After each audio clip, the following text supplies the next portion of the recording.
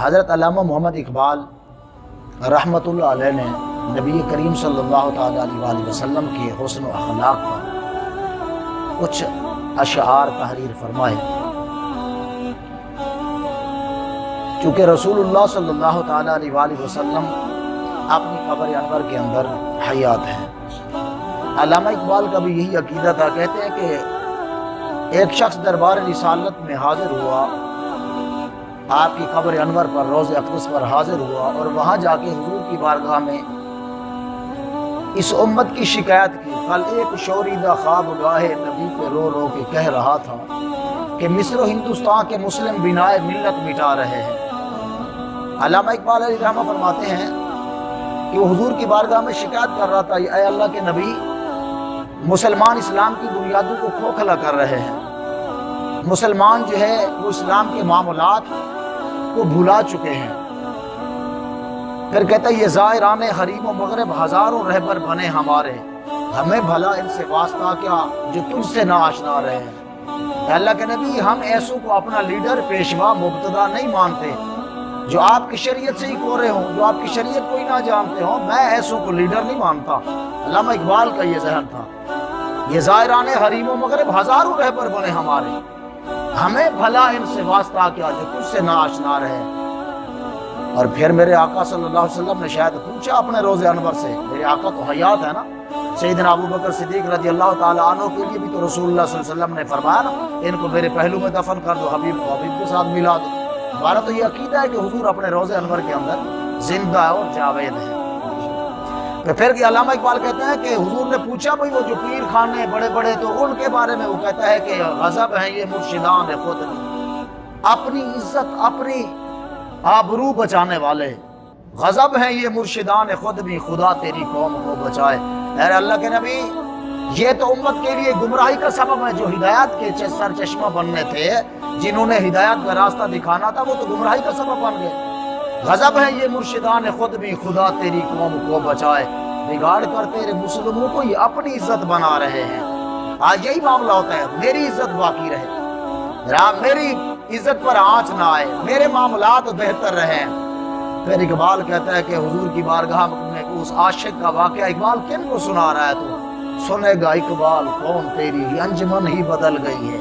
آج زمانے کو دیکھ لیں، آج لوگوں کو دیکھ لیں، ہمیں کیا معاملہ ہے یہ آج جو بھی، اور یہ تو مولویوں کا مسئلہ ہے، ختم نبوت پر ڈاکہ ڈلے مولویوں کا مسئلہ ہے، ناموس رسالت پر حملہ ہو مولویوں کا مسئلہ ہے، حضور صلی اللہ علیہ وسلم کی شان میں گستاخیاں کی گئی، بولا یہ تو مولویوں کا مسئلہ ہے، ہمارا مسئلہ ہی نہیں ہے۔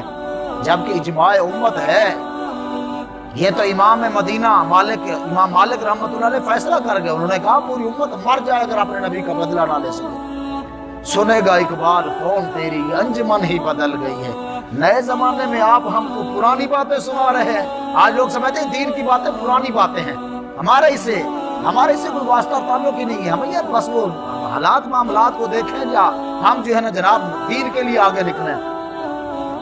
جو اپنے نبی کے دین سے وفا نہیں کرتا نا، وہ ہمیشہ ذلیل اور رسوا ہو جاتا ہے۔ اپنے نبی سے وفا کر کے جانا ہے۔ ہاں، اگر حضور کے دین سے وفا کرتے نا تو یہ ملک کے اندر ہماری ذلت نہیں ہو رہی ہوتی۔ آج ہم جو پریشان ہیں نا، یہ سب اپنے ہی ہاتھوں کے ہیں کرتوت۔ شکوہ ہے زمانے سے نہ قسمت پہ گلا ہے، کس سے آگے بندہ جا کے شکایت کرے بھائی؟ اب پتہ چلا ایک اور نے جو ہے وہ، میں نے بھی خود ٹی وی پر بھی سنا، وزیر نے جو ہے وہ اللہ تبارک و تعالیٰ کی شان میں، نبی کی شان میں گستاخی کر دی ہے۔ اتنا لا علمی ہے لوگوں کو دین کے ساتھ۔ تو اقبال تو پھر ٹھیک کہتا ہے کہ اے اللہ کے نبی، کہ لوگ جو ہے وہ آپ کے دین کی بنیادوں کو کھوکھلا کر رہے ہیں۔ ایک مسلمان کو اتنا نہیں پتا کہ اللہ تبارک و تعالیٰ نے ساری کائنات میں جس شخص کو افضل و اعلیٰ بنایا ہے وہ محمد رسول اللہ کی ذات ہے۔ وہ کہتے ہیں اللہ تبارک و تعالیٰ، اللہ کے بعد جو ہے نا سب سے دنیا زمین پر بہترین آدمی جو ہے وہ جو ہے میرا عمران خان ہے۔ اندازہ کر لیں یار، اتنا جہالت ہے۔ اللہ تبارک و تعالیٰ نے اپنا نائب کس کو بنایا؟ میرے کریم آقا صلی اللہ علیہ وسلم کو۔ پوری کائنات اس کے لیے بنائی۔ موسیٰ کلیم اللہ نے اللہ کی بارگاہ میں عرض کی، آنا کلیمک و محمد حبیبک فما الفرق بین الکلیم والحبیب۔ یا اللہ میں تیرا کلیم ہوں، محمد صلی اللہ علیہ وسلم تیرے حبیب ہیں، کلیم اور حبیب میں کیا فرق ہے؟